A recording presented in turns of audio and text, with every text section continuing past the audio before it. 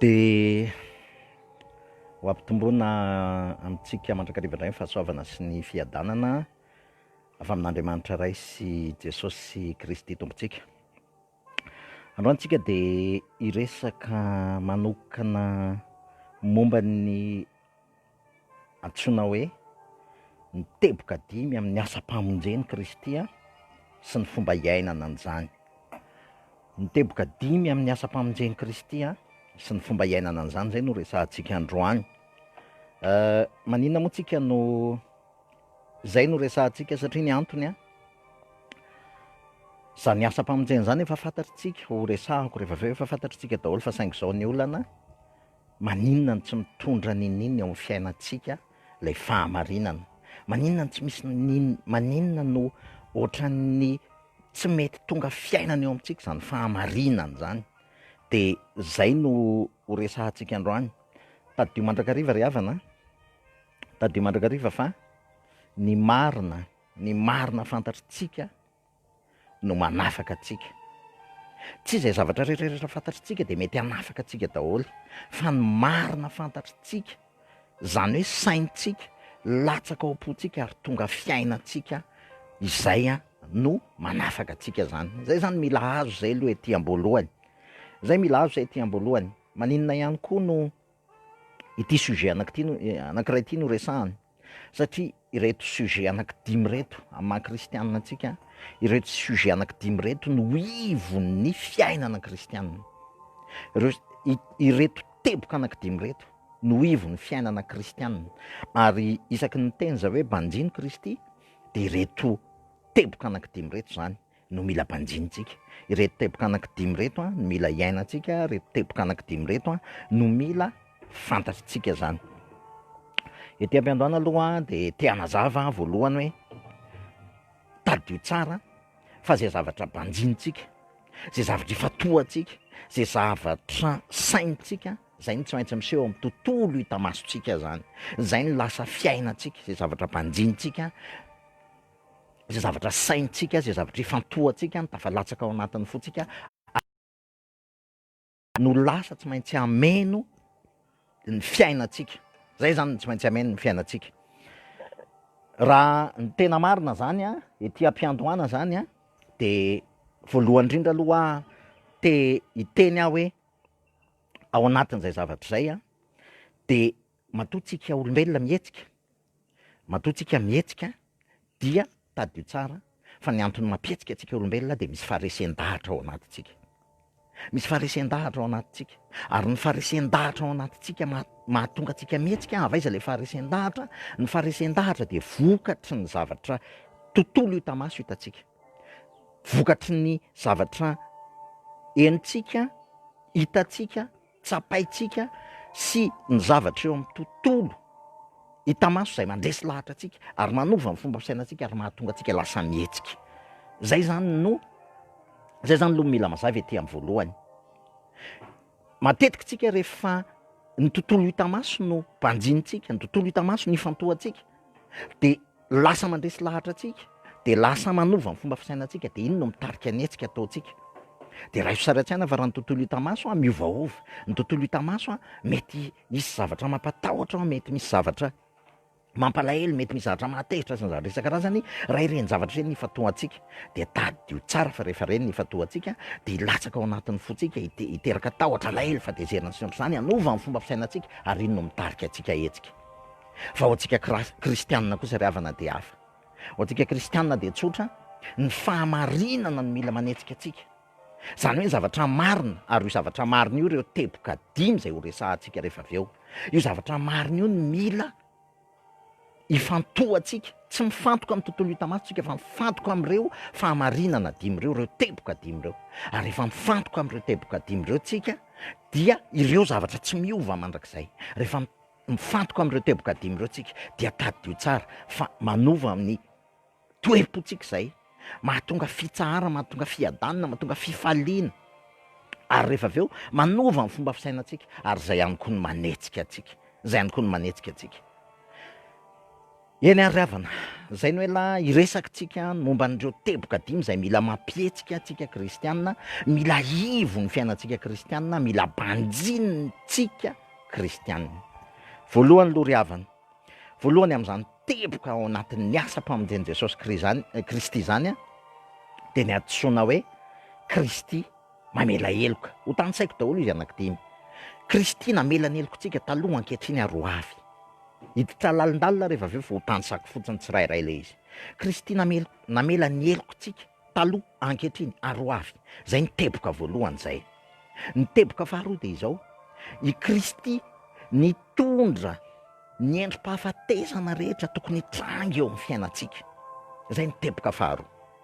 Ny teboka fahantelo mila ifantohantsika, Kristy efa nanombo antsika niaraka taminy teo amin'ny hazo fijaliana. Zay ny teboka fahatelo. Ny teboka fahaefatra, Kristy nalevina ary nitsangana tamin'ny maty ary nandresy ny fahafatesana fototra. Zay ny teboka fahaefatra. Ary ny teboka fahadimy farany, Kristy niakatra ary izy niverina tamin'ny alalan'ny fanamasina ary velona ao anatintsika. Zay teboka anankidimy zay ry havana ny ivo ny fiainana kristianina. Rehefa miteny zao hoe banjino Kristy, dia izay teboka dimy zay ny mila banjinitsika, satria izay ny fahamarinana tsy miova mandrakizay. Zay ny fahamarinana mila tsy miova, fahamarinana zay tsy iova mihitsy mandrakizay, satria fahamarinan'Andriamanitra zay. Fahamarinana tsy misaraka ireo, ho azavaiko tsirairay mantsy izy ireo. Fahamarinana tsy misaraka, fahamarinana tsy azo sarahana, ary izay ny filazantsara feno. Ny problème ny mpitoro fivavahana betsaka ifonako dia ny rona ny telo amin'ireo ihany ny raisiny, ary de lasa diso ilay izy satria tsy feno. De rehefa tsy feno le izy de mazava ho azy mandringa ny filazantsara. Fa androany hanazava ny tena importance an'ireo point anankidimy ireo zay mila samy iainantsika avokoa izy anankidimy, satria ireo ny ivo ny fiainana kristianina, ireo ny ivo ny famonjena. Ny efatra voalohany amin'ireo point ireo dia ireo no azona famonjena. Ireo ny azona famonjena araka ny tenin'ny Paoly any amin'ny epistiliny, manao hoe fa raha manaiky an' Jesosy Kristy amin'ny vavanao ianao ary mino ny fonao fa Andriamanitra efa nanangana azy tamin'ny maty hozy izy, de ho vonjeny ianao. Rehefa mino ny olona anankiray fa voavelan'i Jesosy Kristy mandrakizay ny elony, rehefa mino ny olona anankiray fa Jesosy Kristy no nitondra ny entamavesany rehetra, ny endripahafatesana rehetra teo amin'ny fiainany, teo amin'ny hazo fijaliana.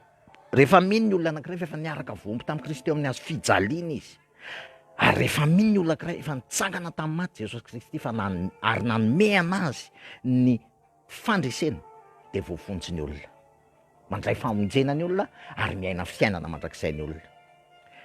Mameno azy kosa ny point fahadimy, ny teboka fahadimy, ilay hoe Kristy velona anaty. Ny Kristy velona anaty dia ahafahantsika miaina an'ilay fiainana mandrakizay sahady eto tany, ireo zavatra efa vitan'i Jesosy Kristy ireo, zavatra efa vita ireo, zavatra efa vita, fa saingy zao kosa mila inona, mila raisina ary mila iainana, fa raha tsy zany tsy tonga fiainana eo aminao rehefa tsy inonao, tsy raisinao, tsy banjininao, satria zavatra efa vitan'i Kristy efa natolony, efa vitany, fa natolony ianao.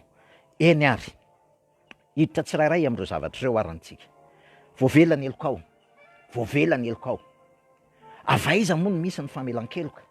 Aiza no misy ny famelan-keloka? Fanontaniana mipetraka matetika foana zay zavatra izay. Tokana ry havana ny azontsika famelan-keloka. Hozy izy ny tenin'Andriamanitra hoe tsy misy famelan-keloka raha tsy misy raha latsaka. Zany hoe ny azona famelan-keloka zany de tsy misy afa-tsy ny raha latsaka irery ihany, tsy ny fitolokонao, tsy ny fidododonao, tsy ny fanaovanao promesy amin'Andriamanitra ny azonao famelan-keloka, tsy ny fangatananao akory ary ny tsia zavatra efa vitan'Andriamanitra ny famelan-keloka, fa tokana ny azona famelan-keloka tsy misy afa-tsy raha latsaka. Ho azavaintsika io fa maninona ny raha latsaka? Inona moa ny ao anatin'ny raha? Ny ao anatin'ny raha de ny aina ry havana. Ny aina no ao anatin'ny raha. Fa maninona ny ilaina amin'ny famelan-keloka ny aina, ny raha, inona ny ifandraisan'ny famelan-keloka sy ny raha alatsaka, zany hoe le aina ao anatin'ny raha, inona ny ilana an'izany? Tsotra ny antony ry havana. Ny tenin'Andriamanitra dia miteny hoe fahafatesana no tambin'ny ota. Fahafatesana no tambin'ny ota. Zany hoe itsika zany satria tsika mpanota, satria isika manota, satria isika mpanota, de ny tambon'izay ny tambon'izay fahotana zay a dia fahafatesana. Tsy maintsy fahafatesana. Inona moa ny atao hoe fahafatesana? Raha mijeritsika ny définition biblika amin'ny fahafatesana, ny atao hoe fahafatesana dia fisarahana amin'Andriamanitra fiainana. Satria Andriamanitra fiainana, Andriamanitra de fiainana, izy ny loharan'nym-piainana. Ary rehefa manota ny olona, zay ny dikany hoe fahafatesana ny tambon'ny ota, rehefa manota ny olona de tafasaraka amin'ilay Andriamanitra fiainana izy. Tafasaraka amin'ilay Andriamanitra fiainana izy. Ny dikany hoe olona meloka, ny dikany hoe ny olona meloka de olona mpanota ny dikany. Ny dikany hoe olona meloka de olona mpanota. Izany hoe raha azavaina zany tsotra le izy de izao, tsy misy famelan-keloka raha tsy misy raha latsaka. Izany hoe tsy misy fanaronana ny ota atao, satria fahafatesana ny tambiny io, tsisy fanaronana ny ota atao raha tsy misy aina manarona an'izay. Ary zay ny dikan'ilay rà, zay ny dikan'ilay rà zay tsy maintsy atolotra atao sorona mba hanarona an'ilay fahafatesana tambin'ny ota. Satria ny tenin'Andriamanitra amin'ny teny hoe aina solon'ny aina, aina solon'ny aina. Dikan'izany raha averiko azavaina tsara de izao, Andriamanitra fiainana, ary eo amin'Andriamanitra tsy misy fahafatesana, tsisy fahafatesana ao aminy. Ianao zany rehefa manota ao amin'Andriamanitra koa tsisy ota, koa satria ianao mpanota, satria Adama sy Eva mpanota, efa niainga tao Edena izy io. Andriamanitra rehefa niteny tao sa Edena hoe raha vo hinanareo azo fahalanan-tsara sy ny ratsy izy de ho faty anareo, tsisy fahafatesana fizika tao. Fa inona zavatra nitranga tao? Nisy fisarahana tamin'Andriamanitra tao, ary zay fisarahana tamin'Andriamanitra zay ny antsoina hoe fahafatesana. Izay fisarahana amin'Andriamanitra izay ny antsoina hoe fanameloana. Izay fisarahana amin'Andriamanitra izay lay fahafatesana tambin'ilay ota zay nataony Adama sy Eva. Ary ny olana de izao nandova ny ota io daholo, ny taranaky Adama sy Eva rehetrarehetra, nandova ny ota io daholo. Itsika olombelona rehetra nandova ny ota io daholo, nandova ny fisarahana tamin'Andriamanitra io daholo, ary lasa tafasaraka tamin'Andriamanitra. Zany hoe niala tao anatin'ilay fiainantsika, tafala tao anatin'ilay fiainana zany tsika. Ary rehefa tafala ao anatin'ny fiainana ianao de mazava ho azy fa ao anaty fahafatesana ianao ny dikany. Ary raha ao anaty fahafatesana ianao, raha te hiverina ao amin'ny fiainana ianao, de tsy maintsy misy aina solon'ny aina mandrakotra n'ilay fahafatesana tambin'ny ota mba hazonao indray miverina ao anatin'ilay fiainana. De mila aina ianao isolo an'izay fahafatesana izay, satria ianao lasa tafavoaka ao anaty fahafatesana, tafasaraka amin'Andriamanitra fiainana. Ny dikany zany de zao ry havana, mila raha latsaka, mila aina mba hanarona an'ilay fahafatesana tambin'ny ota. Ary io no naseho an'Andriamanitra tany amin'ny fanekena taloha tao amin'ny loha mozaika. Io no naseho tao amin'ny loha mozaika. Inona naseho tao amin'ny loha mozaika? Naseho tao amin'ny loha mozaika dia nalainy ny zanak'ondry, zanak'ondry anankiray tsy misy kilema, zanak'ondry herintaona, de natao sorona ny zanak'ondry herintaona. Ary rehefa natao sorona ny zanak'ondry herintaona de voasarona mandritry ny herintaona ny fahotan'ny zanak'Israely. Fa maninona moa voasarona mandritry ny herintaona ny fahotan'ny zanak'Israely? Tsotra ny antony, satria zanak'ondry herintaona, zany hoe ny raha tao anatin'le zanak'ondry herintaona, ny aina tao anatin'le zanak'ondry herintaona de maharitra herintaona. Zay ny antony, maharitra herintaona. Fa saingy zao ry havana, Jaona rehefa nitodika anankany amin'i Jesosy Kristy de ozy izy Jaona hoe indro ozy izy ny zanak'ondrin'Andriamanitra izay manaisotra ny fahotana zao tontolo zao. Ny aina tao anatin'ny zanak'ondry herintaona, fa ny aina tao anatin'ny Jesosy Kristy kosa, satria izy ny loharan'aina, satria izy ny loharan'mpiainana, satria izy nisy mpiainana, de ny aina tao anatin'i Jesosy Kristy dia aina maharitra mandrakizay, aina éternel, aina éternel. Le aina éternel natolony ho anao teo amin'ny hazo fijaliana. Tsy misy famelan-keloka raha tsy misy raha latsaka. Lay aina éternel nanaronany an'le fisarahana tamin'Andriamanitra, nanaronany an'le fahafatesana tambin'ny ota, nandoavany an'le vidiny lay fahafatesana tambin'ny ota, ary nanaronany an'izany lay aina maharitra mandrakizay, ary voasarona mandrakizay ny helokao. Rava lay fisarahana tamin'Andriamanitra. Ary Jesosy Kristy tsy vitany hoe nanolotra ny aina, tsy hoe nanolotra ny aina izy de maty. Raha nanolotra ny aina izy de maty de tady io tsara fa tsy maintsy naverina ny sorony. Fa tsy izay no nitranga, tsy izay no nitranga teo amin'ny hazo fijaliana. Ozy izy Jesosy tao amin'ny Jaona 7:7, tsisy mahaisotra ny ako amiko ozy izy, tsisy mahaisotra ny ako amiko, fa za ozy izy manolotra ny haiko ary za manana fahefana ozy izy hanolotra ny haiko ary manana fahefana ahaka azy indray. Zany hoe satria aina maharitra mandrakizay ny tao aminy de tadio tsara fa tsisy na inona na inona tsy mifahotanao akory nahatonga an Jesosy, tsy inona nahafaty an Jesosy Kristy. Raha ny heloko zao tontolo zao nahafaty an Jesosy Kristy teo amin'ny hazo fijaliana mila naverina ny sorona. Fa rehefa netiny daholo ny heloka sy ny fahotana zao tontolo zao de niteny izy hoe vita, niteny izy hoe vita ary de tao anatin'izay de nanolotra ny aina izy nanolotra ny aina. Tamin'ity indray mitorak'ity tsy ohatran'le zanak'ondry tsy misy clé mahery taona tany amin'ny fanekena taloha, zanak'ondry tsy misy clé mahery taona, zay hery taona de voasarona hery taona fa tamin'ity indray mitorak'ity aina maharitra mandrakizay ary nanazera teo amin'ny aran'ny fahotana zao tontolo zao, ny heloko zao tontolo zao, ny fisarahana tamin'Andriamanitra, ny fahafatesana tambany ota nazera teo aminy de tsy nahafaty azy zany fa izy nanolotra ny aina. Lehibe lavitra noho ny helokontsika sy ny fahotantsika sy ny fisarahana amin'Andriamanitra sy ny lalàna hoe fahafatesana ny tambany ota tamin'ity indray mitorak'ity, lay sorona lay zanak'ondrin'Andriamanitra zay manaisitra ny fahotana zao tontolo zao, voavela ny helokao, voasarona ny helokao, sambatra ny olona zay voavela ny elony sy voasarona ny fahotany, sambatra ny olona zay tsy sainy Jehovah heloka ary tsy misy fitaka amin'ny fanahany, voavela mandrakizay ny helokao. Taloha ankehitriny aro avy satria lay aina maharitra mandrakizay no nanarona an'Andriamanitra azy tamin'ny alalan'ny aina zay maharitra mandrakizay tao amin'ny Jesosy Kristy. Te hiteny aminao avy voalohany indrindra, voavela ny helokao. Taloha ankehitriny aro avy, raha inonao zay Jesosy Kristy isaky niana sitrana tao anatin'ny ministèrany isaky niana sitrana izy de zao ny zavatra niteneny, voavela ny helokao. Ny finoanao ny mahafonjy anao, voavela ny helokao, inony zany, raisiny zany, iainany zany, tsy angatahana tsony zany. Zay ny zavatra voalohany dravana. Zay ny zavatra voalohany zay mila ifantohantsika, mila ianao-tsika. Fa ny zavatra faharongeza be ihany koa de izao. Voaomby niaraka tamin'i Kristy teo amin'ny hazo fijaliana izao sy ianao.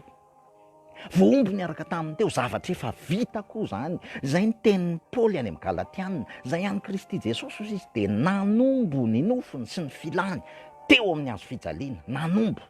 Nanombo inona ny dikan'izany? C'est au temps passé, zavatra efa vita zany, zavatra tsy atao tsony zany, be de be elako tsiny. Fa indraindray tsika tsy mahay mamaky baiboly. Jesosy Kristy rehefa nisady rese, tadio tsara fa rehefa nisady rese de Jesosy Kristy de tamin'ny jiosy izy no nisady rese. Jiosy ny filazantsara efatra de jiosy no niresahany Jesosy Kristy. Nisy zavatra ihany zay nilazainy, inona profesia zay nataony. Fa ny adresy ny filazantsara ray manontolo de jiosy no niresahany Jesosy, zany hoe jiosy zany olona teo ambany lalàna, olona teo ambany lalàna no Mosesy no niresahany Jesosy. Zao ny zavatra anisany tenenin Jesosy. Ozy izy Jesosy hoe zay te hanaraka ozy izy de tsy maintsy mandany tena ny ary-milanja ny hazo fijaliana. Zay ny zavatra nitenenin Jesosy. Inona ny dikan'izany? Raha zay ny raisitsika de tadio tsara fa ezaka ny tiany Jesosy ho tenenina amin'izay. Fa rehefa tena vakina entiny eo amin'izay teboka dimy eo amin'ny filazantsara ny Jesosy Kristy izay de zao ny dikany. Tadio tsara fa ny atao hoe mitondra ny hazo fijaliana de mitondra ny atao hoe hazo fijaliana de hazo famalina ny ratsy natao. Voaozona zay miantona amin'ny hazo izy ny tenin'Andriamanitra. Raha Jesosy zany no niteny hoe eto ny hazo fijaliana de eto ny valiny ratsy nataonao, zay ny dikany. Fieveran-diso tompoko ny filazana, fa raha ohatra maditra ny vady, maditra ny zanaka, na misy olana, na misy zavatra mentsady amin'ny fiainanao de ozy ianao hoe ty ny hazo fijaliako tsy tompoko. Diso zany, fieveran-diso zany. Ifonako fahitseto zay resak'izay androany. Tsy izany ny antsoina hoe hazo fijaliana. Ny hazo fijaliana dia famalina ny ratsy nataonao. Zay ny atao hoe hazo fijaliana. Ary tadidio fa matoa ianao mitondra ny hazo fijalianao de satria ianao zany tsy mino ny asam-pamonjeny Jesosy Kristy. Fa ny hazo fijaliantsika de efa niaraka voaomby tamin'i Kristy teo amin'ny hazo fijaliana. Zay ny dikany hoe voaomby niaraka tamin'i Kristy teo amin'ny hazo fijaliana, niaraka nomboana teo amin'ny Jesosy Kristy teo amin'ny hazo fijaliana, ny hazo fijaliantsika. Niaraka nomboana teo amin'ny Jesosy Kristy teo amin'ny hazo fijaliana, ny momba ny ratsy rehetra zay nataontsika. Niaraka nomboana tamin'i Jesosy Kristy teo amin'ny hazo fijaliana, ny filantsika, ny filana rehetrarehetra, ny resaka nofo sy ny filana rehetrarehetra, iza zay centré amin'ny tenako, ny égocentrisme-ko rehetrarehetra, ny momba rehetrarehetra, iza mivo amin'ny tenako de efa voaomby niaraka tamin'i Kristy teo amin'ny hazo fijaliana. Ary tsy mandany tena tsony fa efa voaomby. Olona mandany teny zany mbola misy izy ao amin'izay, fa ny olona teo amin'ny hazo fijaliana niaraka tamin'i Jesosy zay voaomby de efa tsy mihetsika intsony, tsy mihetsika intsony.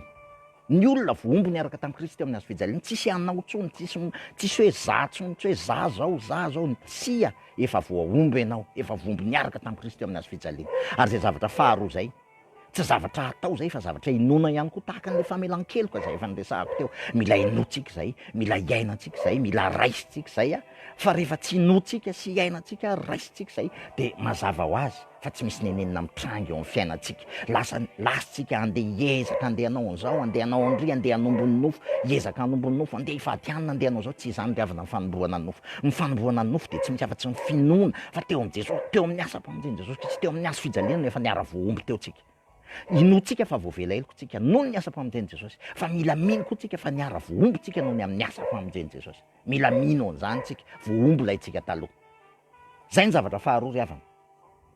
Ny zavatra fahatelo de izao: nentin' Jesosy Kristy avokoa ny endrim-pahafatesana rehetra zay tokony hiatra amintsika. Ohatry ny ahoana moa zany? Raha azontsika tsara le resaka teo hoe tafasara, ny atao hoe fahafatesana, tafasaraka fisarahana amin'Andriamanitra, zay ny atao hoe fahafatesana. Rehefa nanoty Adama sy Eva de tafasaraka amin'Andriamanitra. Rehefa tafasaraka tamin'Andriamanitra Adama sy Eva dia zay ny atao hoe fahafatesana, zay ny atao hoe mpanota. Rehefa voavela eloko izy, rehefa voavela eloko nandray famelan-keloko tsika rehefa aveo, de zay tsika le tsy meloka intsony fa vita fihavanana amin'Andriamanitra ary lasa tsy mpanota intsony. Fa saingy zao ry havana, le fahafatesana fototra fisarahana amin'Andriamanitra de niteraka sekel teo amin'ny zanak'olombelona. Niteraka sekel teo amin'ny zanak'olombelona le fisarahana fototra tao Edena. Ary io fisarahana fototra io fahafatesana io de niteraka endrim-pahafatesana. Inona avy zany endrim-pahafatesana zany? Ao anatin'ny endrim-pahafatesana ny fahantrana, ny aretina, ny ozona, ny tebiteby, ny olana, ireo zavatra maro isan-karazany tranga amin'ny fiainantsika, mampiady sainantsika isan'andro ireo endrim-pahafatesana, vokatr'ilay fahafatesana tambiny ota, vokatr'ilay fahafatesana tao Edena ary lovaintsika rehetrarehetra de lasa misy sekel amintsika io endrim-pahafatesana io. Lasa misy sekel amintsika io endrim-pahafatesana io. Fa saingy zao ny vaovao mahafaly ry havana, nentin' Jesosy Kristy teo amin'ny hazo fijaliana avokoa ny endrim-pahafatesana rehetra. Nentin' Jesosy Kristy teo amin'ny hazo fijaliana avokoa ny endrim-pahafatesana rehetra. Nisy ozona tao Edena, ozy izy Andriamanitra tao Edena. Voaozona ny tany noho ny nataonao, ny atsembohan'ny tavanao izy izy ny nananao. Ozona zany ry havana, ozona zany raha tsy fantatrao. Fa saingy Jesosy Kristy kosa tao Edena, tao Getsemane, tao amin'ny sahan'ny Getsemane, mipotrapotraka ny atsembohany, tahaka ny rà ozy izy ny tenin'Andriamanitra, mipotrapotraka ny atsembohan'i Jesosy Kristy, tahaka ny rà. Zany hoe ilay atsembohany, ilay ozona zay nitenenin'Andriamanitra hoe ny atsembohan'ny tavanao ny nananao, no nentin' Jesosy Kristy ary ny atsembohany ao am' Jesosy Kristy no nitondra an'izay ozona zay. Faharoa manaraka an'izany, ny tenin'Andriamanitra de miteny tsara hoe voaozona zay miantona eo ambonin'ny hazo. Ninona ozona eritreretinao fa mitranga amin'ny fiainanao, ozona avy any amin'ny dadabe sy tsy fantatro rehetrarehetra any. Jesosy Kristy nefa nitondra ny ozona teo amin'ny hazo fijaliana ary izy mivoaozona teo amin'ny toeranao. Fahatelo manaraka an'izany, ninona aretina, ozy izy ny tenin'Andriamanitra hoe nandefa ny teniko aho izy mba hanasitra anazy. Iza le teny? Jesosy ny teny. Izy ny teny tonga nofo, Jesosy ny teny tonga nofo, Kristy ny teny tonga fiainana.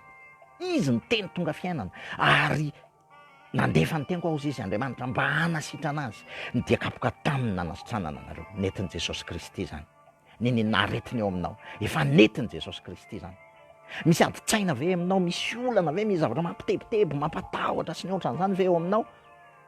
Jesosy nefa niatra an'izany, efa nitondra an'izany. Jesosy nefa niteny ozy izy hoe raha eo esoro amiko ty kapoaka ty, ny vahoaka ozy izy ny sitraponao ny atao fa tsy ny anao ozy izy.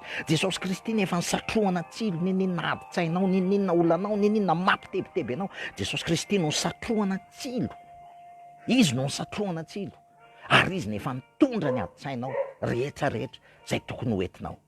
Enjehana ve ianao, akorain'ny olona ve ianao, ahilikiliky ny fiarahamonina ve ianao, Jesosy Kristy nefa nororaina. Izy nefa nahilikilika, izy nefa navoaka any ivelan'ny tobo ozy izy, navoaka tany ivelan'ny tanàny Jesosy Kristy mba hitondra ny henatra ozy izy, hitondra ny henatra. Zay ny teny any amin'ny Hebreo. Izy ozy izy nefa navoaka tany ivelan'ny toby, navoaka tany ivelan'ny toby izy mba hitondra ny henatra zay tokony hoentintsika.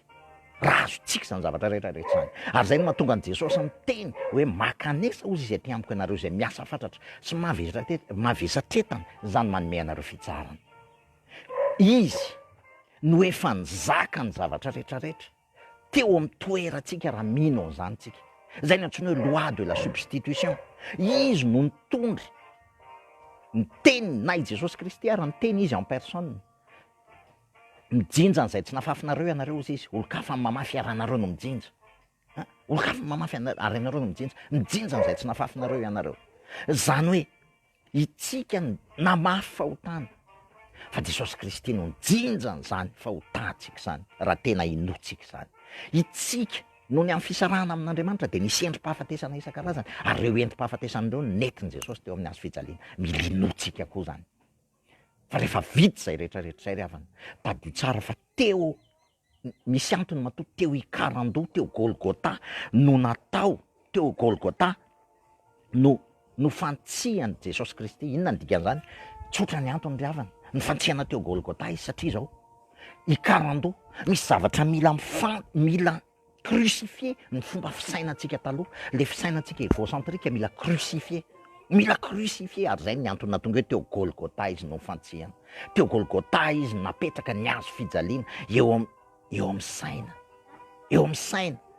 Ny adintsika dia eo amin'ny saina. Misy zavatra mila miova amin'ny fomba fisainantsika. Mila mijery an'izany asam-pamonjen'i Kristy zany tsika, mila mibanjina an'izany tsika. Ary rehefa vita ny Jesosy Kristy zany asam-pamonjeny zany dia niteny izy hoe vita. Vita ny zavatra rehetrarehetra. Vita ny zavatra rehetrarehetra. Fa rehefa taorianan'izay kosa nalevina izy ary nitsangana tamin'ny maty izy dia resy ny fahafatesana.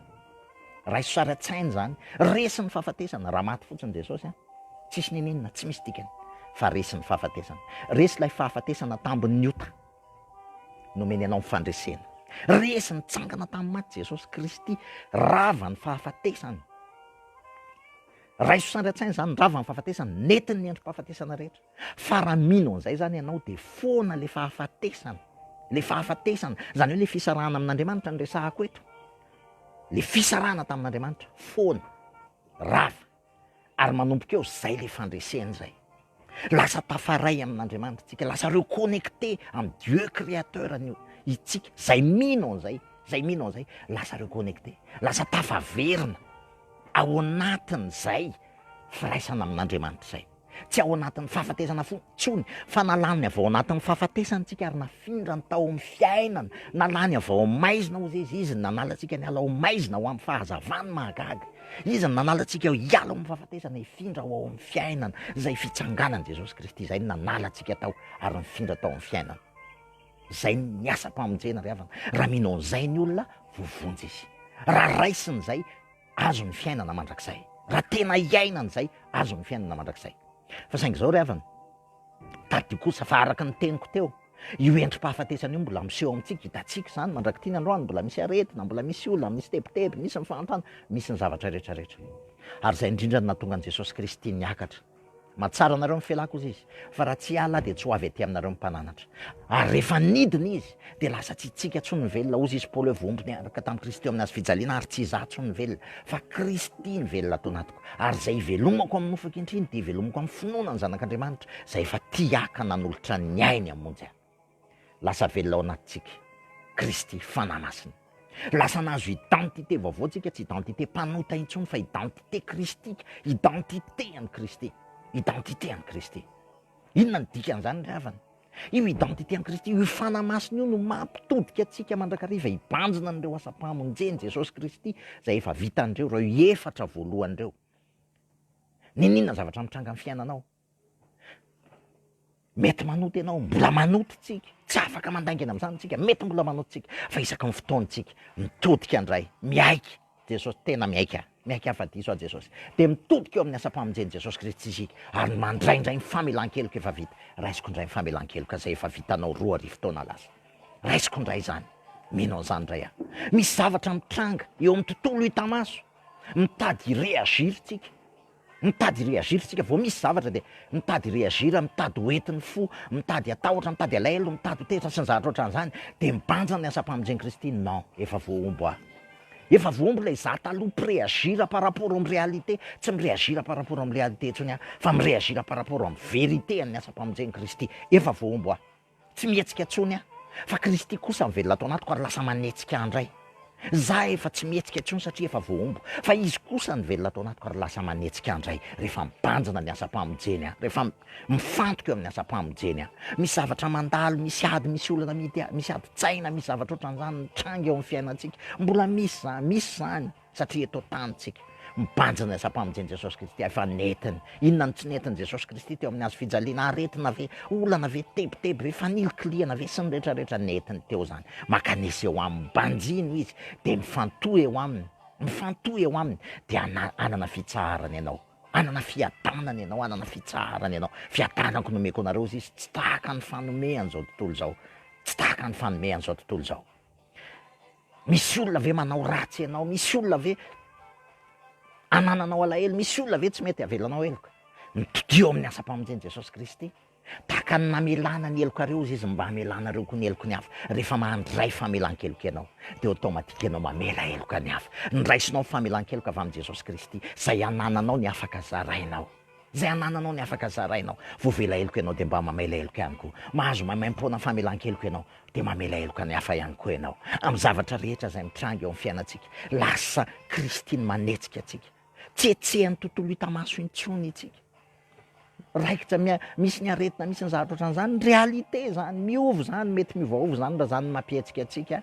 De rehefa mietsika amin'izany tsika de mety tsy ny aretina ny mahafaty fa mety ny areti-po, mety ny fitaintainana, mety ny fitebotebena. Fa saingy zao rehefa mibanjina ny Jesosy Kristy tsika de matoky tsika. Efa netiny zavatra rehetrarehetra.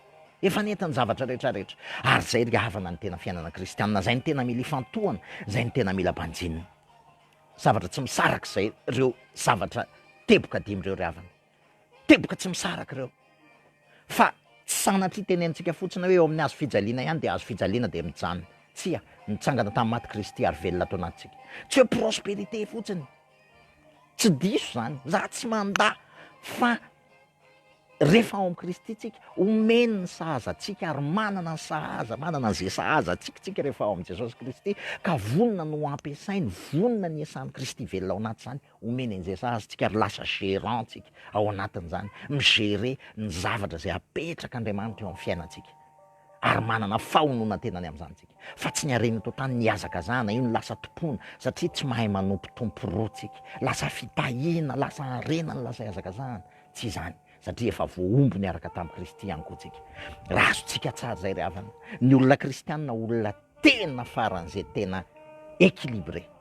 Ny olona kristianina olona faran'izay tena miaina ao anaty fitsaharana, miaina ao anaty fiadanana, eo anatrihan'ny ady, eo anatrihan'ny korontana, eo anatrihan'ny zavatra maro isan-karazany, miseho eo amin'ny tontolo hita maso. Tsy maintsy miseho zany eo amin'ny tontolo hita maso. Fa ozy izy ny tenin'Andriamanitra hoe ety amin'izao tontolo zao ny ahitanareo fahoriana, nefa matoky ozy izy, izaho efa naharesy an'izao tontolo zao, efa nandresy Jesosy Kristy.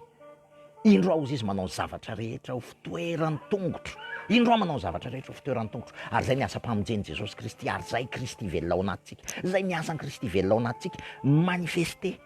Mampiseho an'ireo fahamarinan'ireo asam-pamonjeny efa vitan'ireo, mampiseho an'ireo zay ny antom-pahavelomantsika, zay ny antom-pisitsika, mampiseho an'izany fahamarinan'i Jesosy Kristy zany, zay ny antom-pahavelomantsika, zay ny asan'ny Kristy velona ao anaty, satria tsy vitatsika zany. Asan'ny Kristy velona ao anatsika ny manam-porofo amintsika fa efa vita ny famelan-keloka. Asan'ny Kristy velona ao anatsika ny manam-porofo amintsika fa efa voaombo manifester amintsika, fa efa voaombo niaraka tamin'ny Kristy eo amin'ny hazo fijaliantsika. Asan'ny Kristy velona ao anatiny mampiseho amin'ny alalantsika fa efa netiny teo amin'ny hazo fijaliana daholo lay endripahafatesana rehetra, lay endripahafatesana tokony mbola andray hiatra amintsika, fa saingy netiny teo amin'ny hazo fijaliana. Asan'ny Kristy velona ao anatsika no mampiseho ny herin'ny fitsanganan'i Jesosy Kristy tamin'ny maty, ny herin'ny fitsanganan'i Jesosy Kristy tamin'ny maty. Ry havana, tadio ry havana, fa ny filazantsara tsy amin'ny teny fahendrena fotsiny, tsy amin'ny teny tsara lahatra, lasa be dia be ny mpitolo teny, lasa teny tsara lahatra, fa amin'ny hery ozy izy ny tenin'Andriamanitra sy ny fahenon'ny fanahy, amin'ny hery sy ny fanehoan'ny fanahy, démonstration d'esprit et de puissance.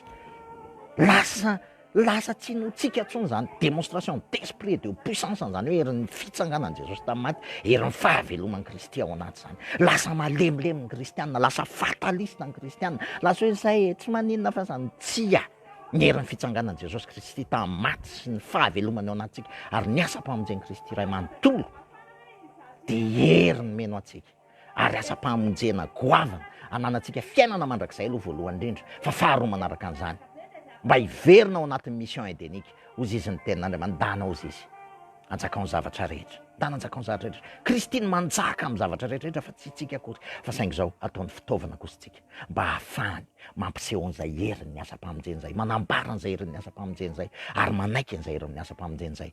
Tsy possible mitranga amin'ny fiainantsika zany raha tsy saintsika, raisitsika, inotsika, bandinitsika isan'andro isan'andro isan'andro isan'andro isa-tsegondra isa-minitra, izany fahamarinana zany mila saintsaintsika. Tadio fa zay banjininao no miseho amin'ny fiainanao. Olana, aretina, tebiteby, tahotra, zany ny banjininao, de zany ny trangy eo amin'ny fiainanao. Ny asam-pamonjeny Kristy sy ny fandreseny ary ny fahavelomany ao anatinao, banjininao isan'andro isan'andro isan'andro, de iseho aminao ny fiainana. Rehefa ny fahafatesana ny banjininao de fahafatesana ny iseho amin'ny fiainanao. Fa rehefa Kristy fiainana amin'ny banjininao de iseho amin'ny fiainanao kosa Kristy fiainana. Ry havana, averiko farany, ireo teboka dimy mila iainantsika kristianina ary mila mpanjinitsika isan'andro isan'andro. Voavelany helokao taloha ankehitriny aroavy noho ny asam-pamonjeny nataon'i Kristy. Efa vombo niaraka tamin'i Kristy teo amin'ny hazo fijaliana ianao, efa voambo ianao sy ny mombanao sy ny filanao rehetra, efa voambo niaraka taminy teo. Efa nentin'i Jesosy Kristy ny endrim-pahafatesana rehetra, lay vokatra lay fahafatesana fitsarana tamin'Andriamanitra, netiny teo amin'ny hazo fijaliana ny endrim-pahafatesana rehetra, ny aretina ny olana ny tebiteby ny ozina ny fahantrana ny trosa sy zay zavatra rehetrarehetra, endrim-pahafatesana netiny teo amin'ny hazo fijaliana. Nalevina izy ary nitsangana tamin'ny maty izy, ary resin'ny fahafatesana, resin'ny fahafatesana, rava lay fahafatesana tambiny niota, rava lay fahafatesana tambiny niota, ary ny farany indrindra velona ao anatinao Kristy, anananao fiainana kristianina, hitarika anao, hitari-dalana anao, hitarika anao zay ny antsoina hoe fitarihan'ny fanahy amin'ny fitiavany Kristy, nitarika anao ary ampanjina anao andreo asam-pamonjeny Kristy. Teboka dimy zay voalaza teo ireo, ny voninahitra ho an'i Jesosy de manonona ny fiadanan'i Kristy ho anao, ary engane ka ho tena tonga fiainanao aminao zany asam-pamonjeny Jesosy Kristy zany. Amen.